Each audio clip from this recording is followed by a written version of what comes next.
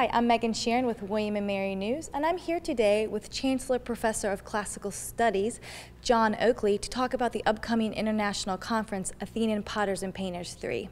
What is the Athenian Potters and Painters 3 conference? It is a conference about ancient Athenian pottery, which was the most important fine ware in the ancient Mediterranean during archaic and classical times.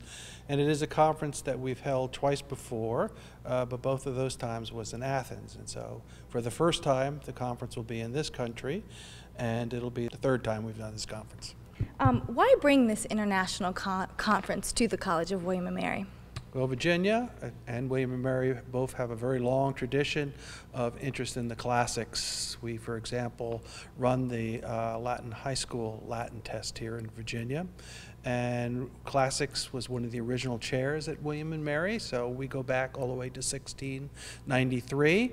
And we have a lot of students who are interested, including one of mine who co-curated this particular exhibit with me. Why is it important to study ancient Greek pottery? What does it tell us about the past? What can we learn from it?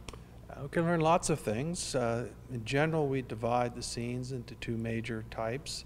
One are scenes of myth, which deal with heroes and gods, and the second are scenes of what we call everyday life. But I have to admit here that they may be two distinct groups, but in reality, a number of the vases span the two, and we're not always sure if it's an everyday life scene or a mythological scene. Can you explain how this exhibition came about at the College of William & Mary's Muscarelle Museum of Art? Well, I wanted to do an exhibit here for over 20 years, and it's taken me a while to finally convince the director to do a show, and here I'd really like to thank Aaron DeGroff, who was the first director from a long line to really want to do a show on antiquities. And it's really thanks to his help and John Spike's help and the rest of the staff at the museum that we've been able to do this. The first show on ancient classical antiquities ever held at the Muscarelle.